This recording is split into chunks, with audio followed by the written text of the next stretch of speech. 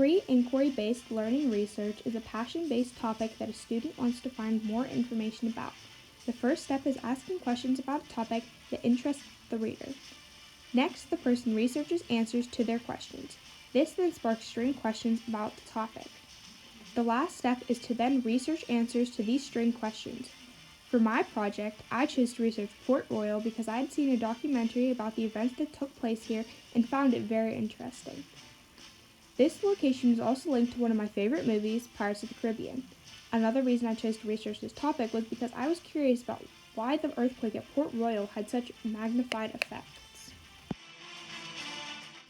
The first question that I had about Port Royal was as shown. What happened to make the city fall into the ocean? I chose to research this question first because it gave me insight into what future questions I may research. This question also seems like a very good introduction to the topic. I learned many things when researching my first question. First of all, I learned that Port Royal was hit by a powerful earthquake that caused numerous other disasters to occur in the area. The force of the earthquake and the closeness to sea caused a massive tsunami to rush over the city. Additionally, I learned that Port Royal was situated on land that was not actually made of bedrock, but it was made of sand and gravel. When the earthquake hit, the shaking caused the damp sand to turn into a liquid in the process of liquefaction. Editors of the History.com website state in an article, on this day, June 7th, in 1692, a massive earthquake devastated the infamous town of Port Royal in Jamaica, killing thousands. The strong tremors, soil liquefaction, and a tsunami brought on by the earthquake combined to destroy the entire town late in the morning, approximately 11:43 a.m., on June 7th. 3 powerful earthquakes struck Jamaica. A large tsunami hit soon after, putting half of Port Royal under 40 feet of water. The HMS Swan was carried from under the harbor and deposited on top of a building on the island. It turned out to be a refuge for survivors. Another thing that I found while looking through the article was an archaeologist that looked through the site of Port Royal and found a pocket watch stopped at approximately 11:43 a.m. This time is thought to be the exact time that the earthquake hit the town. I also found that the time on the watch actually matched with estimates from survivors of the disaster, so the watch's time is most likely accurate. I found much of this information very interesting because I did not know that there had actually been a powerful earthquake on the island. I thought that the earthquake had been very minor and should not have actually caused that much damage to the city. Additionally, I had known that the city had sunken as well, but I did not know how disastrous the events of June 7, 1692 really were. The story of the pocket watch was also very interesting. After finding this answer, I generated a new question based on what I had learned. The question was as follows: why did these disasters have such a large effect? I chose this question because the disasters would not have largely affected some areas. I wondered why this particular region was hit very powerfully by the disasters. I learned many things from answering this question. First of all, I learned that the geography and architecture influenced the extent of damage to the town. I also learned that the water-saturated ground had very largely affected the outcome of the June 7th events. Another thing that I learned was the physical development of the town itself was vulnerable to earthquakes. The tall, brick-made structures in the town were meant to mirror those in urban England, but those structures were not suited for areas frequently hit by natural disasters.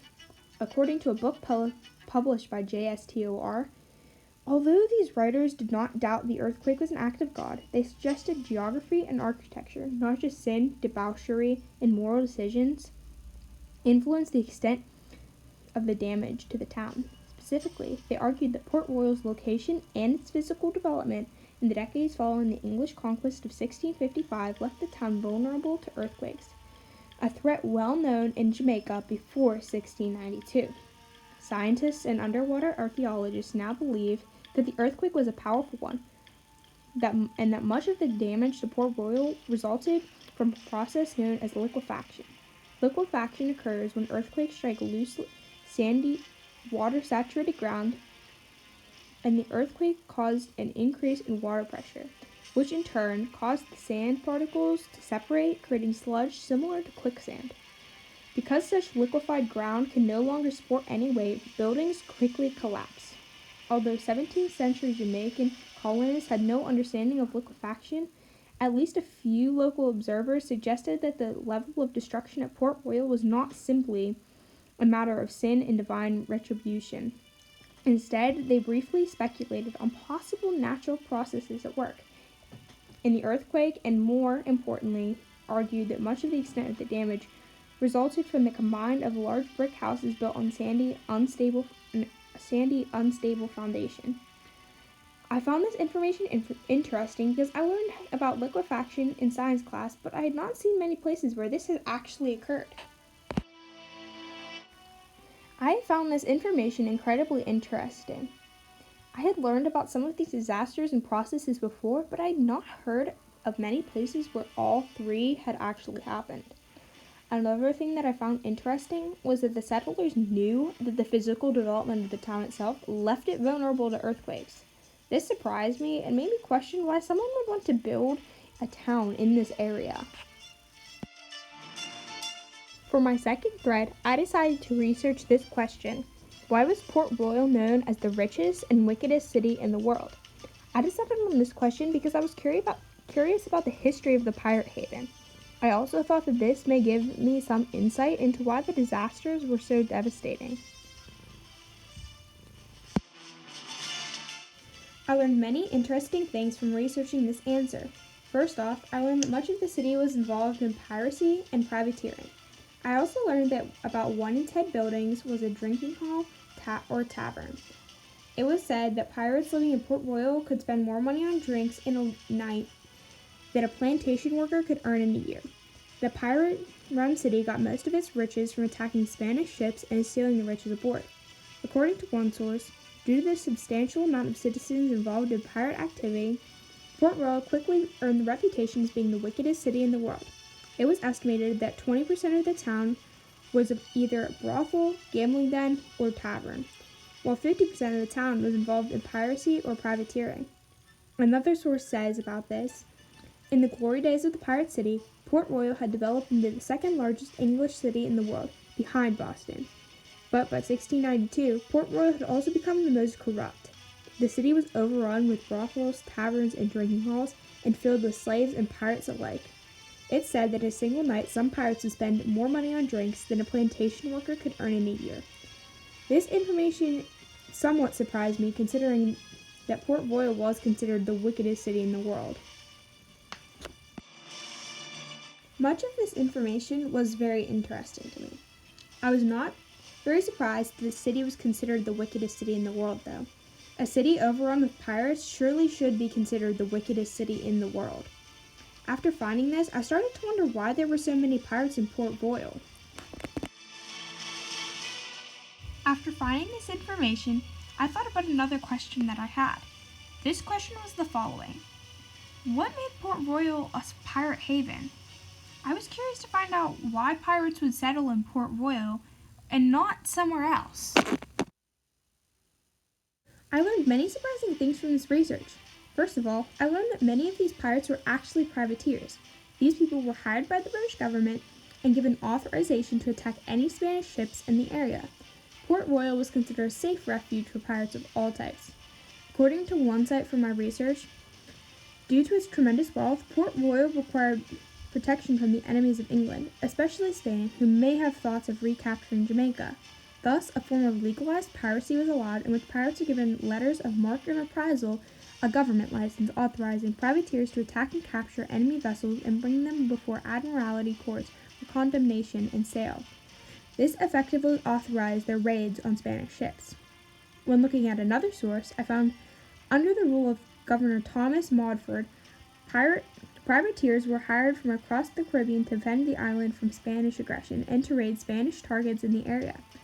During this era, Port Royal was home to the famous Captain Henry Morgan, who grew wealthy and sacking cities in every direction. The port was in a prime position, offering a safe refuge for pirates in the middle of Spanish Main. They could utilize the westward blowing crosswinds to head south to attack anything along the coast of South America and Panama, and quickly return before Spaniards could prepare a response. This information surprised me a lot. I did not expect people to actually have ever hired pirates. I was extremely surprised with this answer. I expected Port Royal pirates to actually have been outlawed in other areas, so they had to move here because it was safe. I was incredibly surprised to find out that they had actually been hired to attack Spanish ships. It was also interesting to learn that Port Royal was home to some famous pirates. Within the other threads, I learned that Port Royal from Pirates of the Caribbean is actually based off of the real Port Royal. The difference is that Port Royal from Pirates of the Caribbean was the rebuilt version of Port Royal and takes place after the earthquake. I also learned that Port Royal from Pirates of the Caribbean was actually filmed in Wallowa Bay.